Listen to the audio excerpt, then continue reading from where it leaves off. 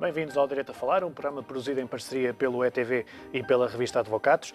Nesta primeira parte temos connosco a advogada Rita Cruz, sócia da CCA e docente da Universidade Católica Portuguesa. Muito bem, obrigado pela sua vinda a este programa, por ter aceito este convite. E gostava de começar por lhe perguntar que balanço faz deste primeiro ano de aplicação do novo Código de Processo Civil, que se comemora agora, precisamente, creio que um ano de entrada em vigor? Olha, eu neste momento acho um bocadinho cedo ainda para se fazer um balanço geral da reforma. No fundo, saber se de facto o novo Código de Processo Civil, com todas as alterações que implementou, se cumpriu os objetivos a que se propôs. Estou a falar de uma maior celeridade, portanto, abreviatura na tomada de decisões, serem menos tempo, se efetivamente contribuiu para a aplicação de uma justiça mais eficaz, mais verdadeira, o juiz consegue chegar... E acha que contribuiu ou não? A ideia é essa, mas qual é que foi o problema? Os princípios estão lá todos, estão consignados. O que acontece é, como disse bem, 1 de setembro de 2013, o Código entrou em vigor.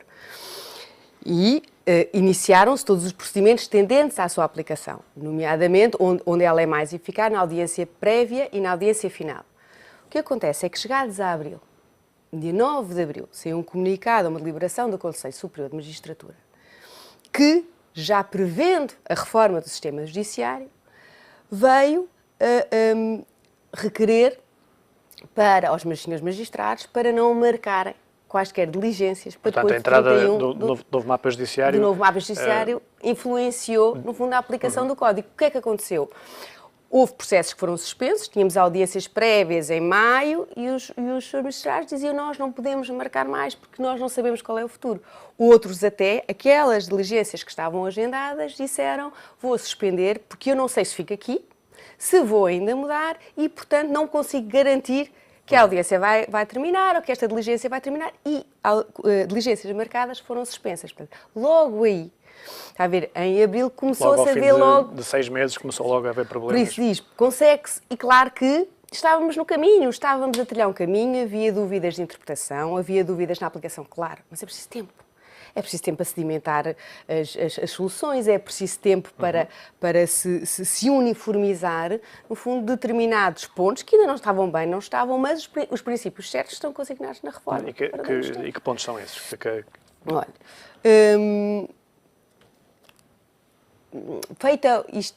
feita uma análise, onde no encontro que tivemos entre advogados e juízes e professores de universidades, foi feito um levantamento, por exemplo, como é que aqui nas varas cíveis de Lisboa estavam a ser aplicadas determinadas novidades do Código.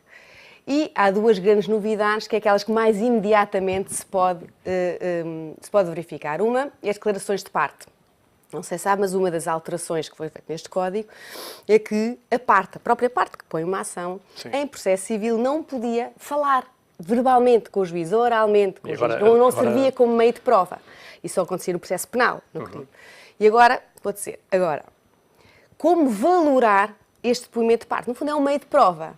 E a partir daqui começam cada cabeça a sua sentença. Porque o Código nada diz, como é evidente, porque é um princípio de liberdade de prova. Mas há juízes que diziam: eu só admito esta prova como prova de última ordem, porque a parte é uma parte interessada, não é isenta, não é imparcial, por isso eu valoro-a muito pouco. Outros juízes diziam: esta é uma prova supletiva, ou seja, só serve, ou só o juiz só admite, ou não, ou quando não há mais nenhuma. Isso aqui havia duas situações. Ou quando não há mais nada, imagina um divórcio. Num divórcio, as coisas não há outras provas, entre marido e mulher, mais ninguém vê. A palavra das partes pode servir de prova. Pode ser decisivo. Outro juiz era o contrário. Eu só aceito se houver outro meio de prova que complemente este. Eu não vou sustentar um facto comprovado só com base, porque a parte o disse. No fundo, a parte já disse o que tinha a dizer nos articulares, na fase escrita do processo civil.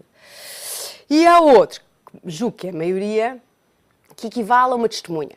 Diz assim: eu vou fazer equivaler a parte como se ela fosse uma qualquer testemunha, embora com algumas nuances. Porque eu sei que esta parte é uma parte interessada. Mas, por outro lado, ela sabe mais. Mais ninguém sabe o que se passou tão bem como a própria parte.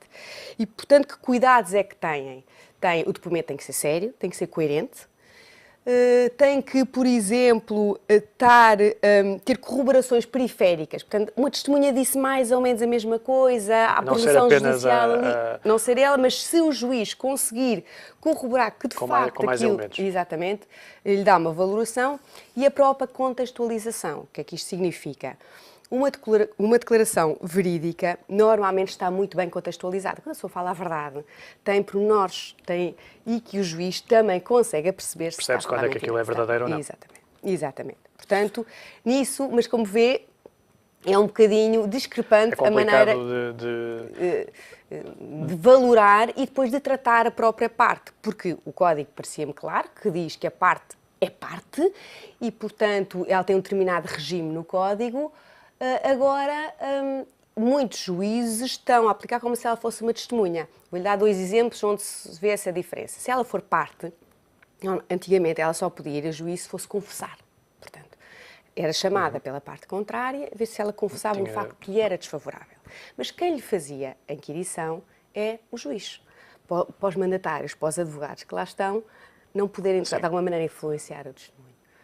Agora, parte dos magistrados deixam livremente serem os advogados inquirirem diretamente a testemunha e como se fosse exatamente a parte como se fosse uma testemunha. Depois, como sabe, as partes também têm direito a estar no julgamento. Ao lado do seu advogado, a parte pode estar a assistir. Uma testemunha, as testemunhas não podem estar a ouvir o que as outras dizem. Tem uma sala própria para não se influenciar a sua vez. Pronto. E há juízes que estão a considerar, por exemplo, que a parte deve ser considerada uma testemunha. Portanto, vai para a sala das testemunhas e não pode estar não pode assistir ao próprio processo. Ao próprio processo. Quando, em bom rigor, isto deve ser uma opção da parte. Claro que vale mais o seu depoimento se ela não tiver ouvido o que as outras testemunhas estão a dizer, porque, como é óbvio, qual é a tendência? A parte chega lá, porque ela mentiu, porque ela... E vai tentar contradizer há algumas dificuldades e esse ajustamento. Um entendimento por parte de todos os magistrados em relação àquilo que deve ser feito nestes casos, não é? Exatamente. Esse é um dos exemplos em que realmente ainda é preciso, mas com a prática vai-se lá, com a uniformização, com o entendimento dos tribunais superiores para ajudar. É uma questão de afinar o modelo e de tornar a coisa mais compreensível para toda a gente, Claramente. Porque isto é uma questão muito cultural nossa, porque desde sempre que as partes, no nosso sistema jurídico, ao contrário, por exemplo, do sistema inglês, as partes de facto não eram admitidas a vir, porque elas falar no julgamento, porque se elas já disseram tudo nos articulados, que as partes escritas através dos advogados... como desnecessário estarem presentes. Exatamente. E depois também dou-lhe outro exemplo na audiência prévia. A audiência prévia foi tido como esta reforma como um momento decisivo, mudança. Porquê é que é um momento decisivo? É a primeira vez que o juiz se encontra com as partes, presencialmente. Pronto. E antigamente, no antigo Código, era uma fase facultativa e agora tendencialmente se tornou regra.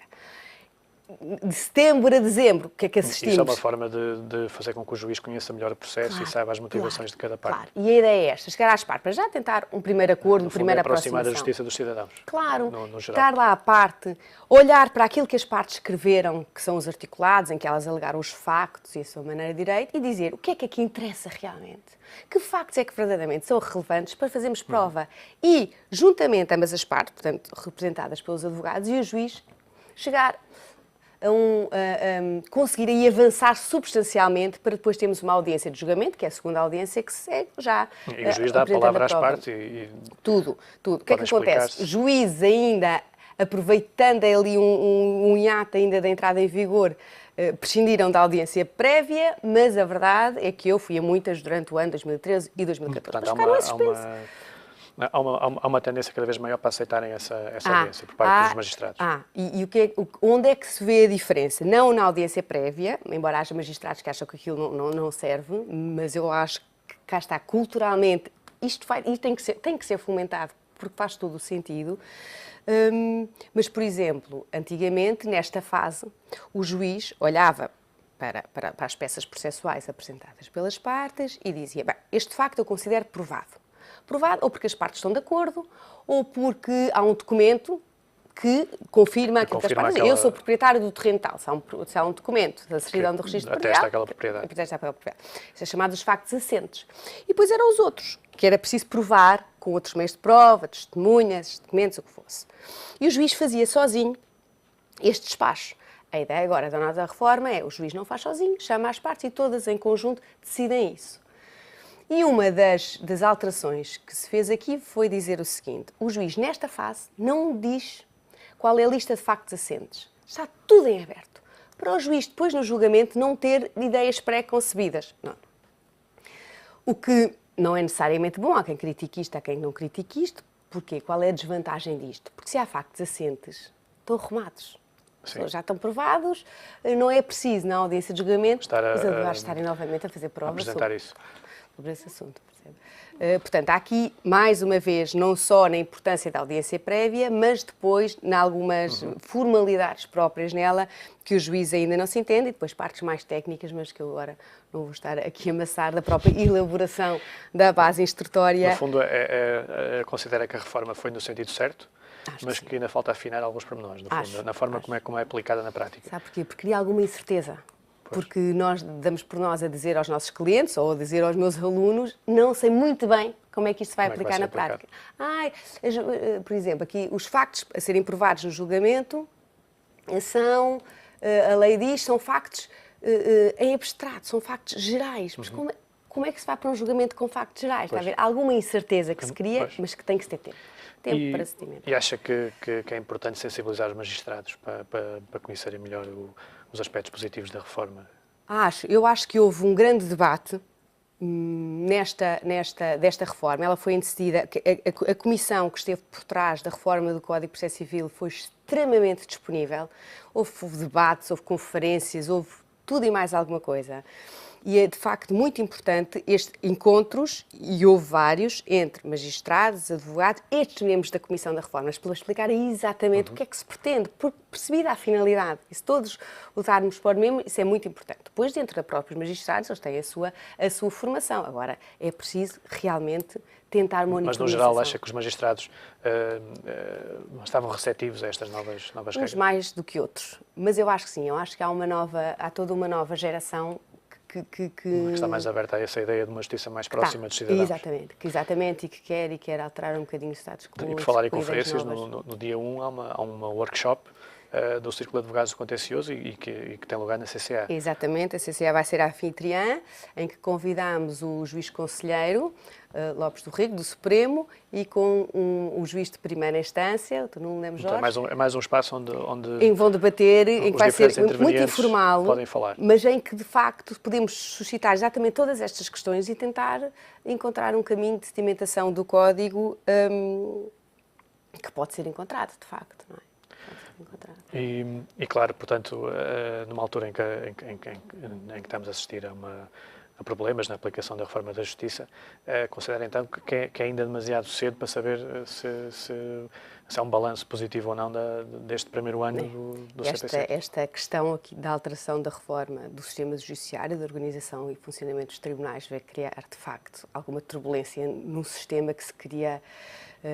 que já se estava a afinar, não é? Que de facto estava a correr muito bem, via-se um processo na primeira instância, demora um ano a resolver, as coisas estavam com os seus timings perfeitamente certos, os juízes já tinham reorganizado os seus processos e agora voltam eles próprios a ter não só os deles como outros que saíram e que se movimentaram. É preciso um tempo de ajustamento, como é evidente, porque eu acho que esta reforma do sistema judiciário é boa, de facto, se conduzir à maior especialização dos magistrados, que é o que se quer. As pessoas querem ter uma boa justiça. É ter juízes que percebam o que estão a fazer. Como é óbvio. Conheçam Que há ter os juízes não são deuses, não é? Não podem saber de tudo. E, portanto, o que seria de nós, imagino, se não tivéssemos, por exemplo, tribunais de trabalho, que se alguém na altura não tivesse... magistrados que conhecem a fundo as questões. Claro, e tem uma especificidade própria completamente diferente de outro tipo de contratos e de aplicação. E essa reforma vem este caminho e nesse sentido acho boa. Agora, estes problemas de sítios, etc., enfim, poderiam ser dispensados porque realmente criou aqui atrasos monumentais que vão ser difíceis de recuperar e de gerir pelos magistrados e as pessoas sobretudo os clientes, as pessoas que recorrem à justiça, terem algum descrédito. E como é que explicam aos clientes este tipo de problemas? É Tem difícil. clientes estrangeiros. É muito difícil porque eles percebem que haja reformas, não percebem como é que não se pode consultar um processo, não percebem como é que não se pode adiar. Nota diferenças entre os clientes estrangeiros, nota diferenças na reação, por exemplo, os anglo-saxónicos, como é que reagem Só a este noto, tipo porque não é que os de cá percebam melhor, só que estão mais atentos e, portanto, percebem o que se passa. Eles também estão incrédulos, os nacionais, não é? Porque eles sentem que é um fator de atraso muito grande. Imagino uma simples cobrança de dívida, como é que é possível demorar tanto tempo? Está lá tudo perfeitamente... É complicado de compreender E isso é um bocadinho difícil de gerir. Os nacionais vão ouvindo e percebem. Percebem para são... O que é que está a acontecer? Os estrangeiros é um bocadinho mais difícil. Os sítios, a plataforma informática, o colapso, a mudança, enfim, é mais difícil. Mas voltando ao encontro de dia 1, que pontos da agenda é que destaca, que serão discutidos O que vai se discutir no Círculo dos Advogados de Contencioso, o que fez também durante o ano todo passado, foi, sempre convidando magistrados para interagir com advogados, foi falar sobre pontos concretos da reforma. Isto é a história das declarações de parte, a audiência prévia, matéria de facto, matéria de direito, articulares. Isso foi tudo debatido. Agora, inevitavelmente, é o balanço do ano. Pronto. Termos a perspectiva dos magistrados, de como é que correu do lado deles. E é o sétimo workshop. E é o sétimo workshop. Quando é que começou este ciclo de conferências? Este ciclo começou, de workshops, começou assim há um ano e tal. E a ideia sempre foi essa de aproximar os diferentes agentes da justiça. Como é que a classe tem reagido? Lindamente. E da parte dos magistrados? Também, lindamente. É uma oportunidade que têm para conhecer-se uns Tem aos outros e todo o trocar interesse, experiências. Porque nós vivemos no dia-a-dia tudo... E num ambiente informal. Claro, porque em que não há aquela mais uma vez, separação a nossa tão grande. cultura é uma Aquela justiça majestosa, claro, em que o juiz estava no alto. E nós tínhamos que, com todo o respeito e com todo, eles têm a decisão última, mas como é evidente, sobretudo em tempos de reforma, é muito importante estarmos todos E haver uma troca de experiências permanente, não é? E haver uma troca de experiências permanente. Quantos advogados é que fazem parte do círculo de advogados de contencioso?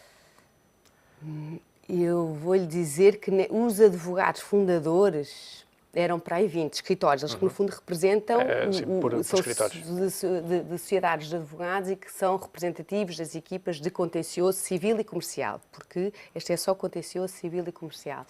Agora vão estar abertos a novos membros mas estão interessados em alargar, claro. E é por convite? E é por convite.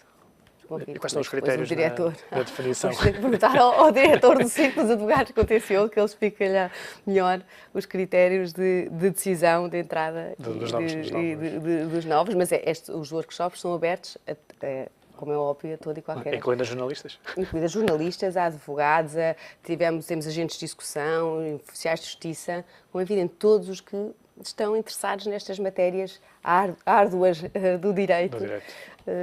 Que se vem a discutir. E só outro ponto também que pode vir a emperrar um bocadinho este novo código, não sei se sabe, mas o novo Código de Processo Civil já teve 2 declarações de inconstitucionalidade. Sim.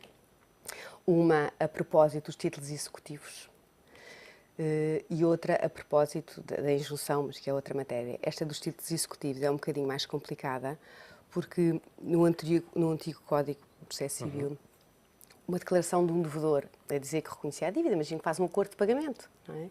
Bastava. Como prova. Bastava. E se ele não cumprisse, podia desde logo iniciar uma ação executiva, penhorar os bens. Este novo código vai dizer não, vai exigir mais requisitos para essa declaração ser título executivo, nomeadamente ter a assinatura devidamente autenticada e reconhecida por um notário, por um advogado. O que é que isso acontece? É para evitar fraudes e situações menos claras que possam ocorrer. Exatamente, pronto, isso está tudo certo. Só que depois o novo código, o novo código vai aplicar-se às ações executivas que se iniciarem depois da sua entrada em vigor. Só que a ação executiva começa depois, só que o título executivo foi formado antes da entrada em vigor, onde as partes tinham expectativa de que aquilo valia como título executivo. Exatamente. Tinha aquele documento e achavam que era. Agora, de repente, vão ao tribunal, se puseram uma ação executiva aos dias de hoje com o documento... E foi esse aspecto que foi questionado. E o tribunal veio declarar inconstitucional uma ou duas vezes, se é que não estou certa, e, enfim, foi uma infelicidade na aplicação em vigor que se podia ter evitado. E a outra foi o tema das injunções. E outra foi o tema das injunções, que já vinha do anterior código. Mas aí pena não se qual ter... foi a razão invocada? A razão invocada porque a injunção, como se sabe, é um requerimento, um formulário que um credor, quando quer cobrar uma dívida, dirige ao chamado Balcão Nacional das Injunções, que é uma secretaria do tribunal. E depois, se a outra parte não se opõe, o funcionário põe um carimbo e aquilo vale como título executivo. O que é que isso significa? Que a pessoa pega nesse requerimento com o carimbo a dizer força executiva e vai melhorar tem validade, exatamente. Na oposição, portanto, imagino que por alguma razão não contestou, quando vê a ação executiva, diz, e quer opor-se. O que é que acontecia? Este código veio dizer, não, isto é como se fosse uma sentença e, portanto, os meios com que se pode opor são muito restritos. O Tribunal Constitucional dizia, não são muito restritos, tem que ter uma maior amplitude de fundamentos para se opor, porque, repare, as pessoas não sei se têm essa noção, mas quando há o chamado domicílio convencionado, imagino que faz um contrato de água, de luz, põe lá um domicílio, uma morada. Certo. Pronto. Se não disser mais nada, esse é o domicílio convencionado, que significa que se deixar de pagar a água, a luz, a empresa põe uma injunção e como é que tem conhecimento dessa injunção? Através de uma carta que é depositada na sua caixa de correio. Se por acaso não está, mudou, esqueceu-se de notificar, considera-se citado. E o que é que significa? Se não se defender no prazo de X dias... É executado.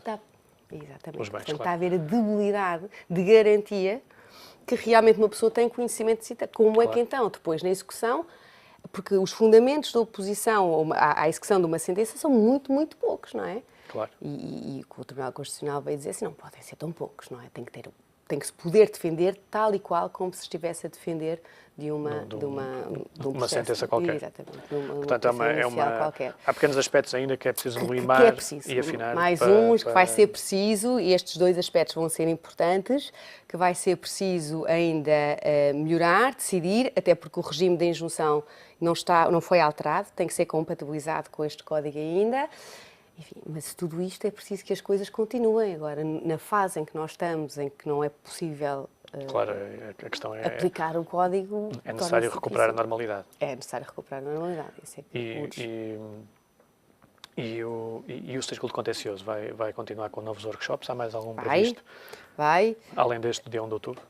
Agora, para já, não. Nós, de 2 em 2 meses, mais ou menos, vamos pensando no... E estes temas estão sempre em cima da mesa? Sempre em cima da mesa. Depois tivemos intervenção nas custas judiciais, também é outro problema. Depois também tivemos intervenção na própria alteração do Código de Processo Civil, em que o CAC foi ouvido junto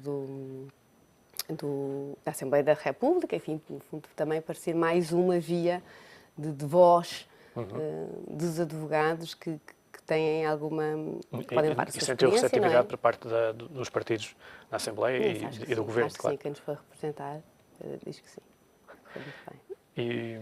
E portanto, em termos de perspectivas para o futuro, o que é que acha que há uma boa hipótese desses aspectos serem limados? Acho. Tem que isto ser. depois se recuperar a tal normalidade, não é? Tem que se recuperar essa normalidade, que eu vou lhe dizer, quer dizer, nós estamos a final de setembro, não é? Em outubro, de facto, porque o que é que acontece aqui? Há muitos processos que ainda não foram distribuídos aos juízes, estão sem juiz. Estão perdidos. Estão perdidos. Bem perdidos, eles estão lá, estão... como dizia hoje um funcionário de justiça, estão lá no armário, mas eles estão lá. Pronto. E estão à espera de ser distribuídos. Portanto, das duas, ou de facto o sistema se repõe a funcionar. Ou então é necessário fazer a distribuição manual dos processos. Claro, como se fazia sempre antigamente, mas não se pode parar, porque depois a recuperação vai ser muito mais difícil. Claro. Não é? Quer dizer, os advogados estão a fazer à mão, não é? Os advogados estão a enviar os seus prazos, que não param, nem foram suspensos, pelas vias tradicionais, muito mais demoradamente, claro, mas não há problema, desde que todos assumam que assim é. E, portanto, só que a peça chega lá, primeiro que seja junto ao processo, claro. E que feedback é que tem dos funcionários judiciais? O que é que eles... Eles estão desesperados, eu acho também, não é? Porque fizeram um esforço enorme, sobretudo a mudança física. Repare que não foi a mudança física que foi caótica, porque do que se viu foram ajudar, foram todos disponíveis para o efeito, depois foi o colapso informático, onde de facto nós já temos uma grande dependência. Uma questão em que os funcionários normais não controlam. Não podiam controlar e, portanto, eles fazem tudo o que podem, mas a verdade é que também estão um bocadinho de pés e mãos atados, não podem fazer muito mais. Eu tinha uma providência cautelar que foi marcada há um mês, teve que ser adiada porque não se podia fazer a gravação da audiência porque está associada aos sítios. E assim sucessivamente, é uma providência cautelar, não é? Que supostamente tem urgência. Tem urgência. E que as Portanto, no limite está em causa a aplicação da justiça e os direitos dos cidadãos. Claro, e por isso urge, de facto, repor a normalidade para depois ir ao fundo da questão, porque é o que se quer, não se pode estar aqui a discutir o sistema informático, que é um instrumento à disposição da justiça, não é? E as pessoas sentem-se assim um bocadinho maltratadas e já se sentiam, e houve um grande esforço nesta reforma para alterar isso, aquela ideia de que numa audiência de julgamento as testemunhas tinham que ficar horas à espera e podiam não ser ouvidas porque era adiado, tudo isso se tentou obviar neste código, com mais respeito pelos cidadãos e pelas pessoas. Agora, assim e como é que vês o novo mapa em si? Ou seja, o facto de se fecharem tribunais por todo o país não acha que isso vai contra esse objetivo de tornar a justiça próxima dos cidadãos? Vai, mas enfim, eu também penso o seguinte, no processo civil, a verdade é que as pessoas também não vão todos os dias ao tribunal, não é? Hoje em dia já se podem fazer videoconferências, a maior parte das testemunhas não se precisam deslocar, as peças processuais são todas enviadas pelos sítios, teoricamente. Portanto, a presença se funcionasse não havia problema. A presença física, estou a falar dos advogados e das partes, em rigor não é E há a possibilidade também, que está prevista na nova lei, do Tribunal realizar as suas audiências na comarca que tinha sido extinta. Exatamente, não é? Portanto, e na chamada secção de proximidade. E depois, de facto, é uma questão de gestão, como tudo, não é? Eu sei que o país tem assistido a um bocadinho a um esvaziamento e os tribunais, eu acho que foi mais uma gota d'água no esvaziamento de algumas comarcas.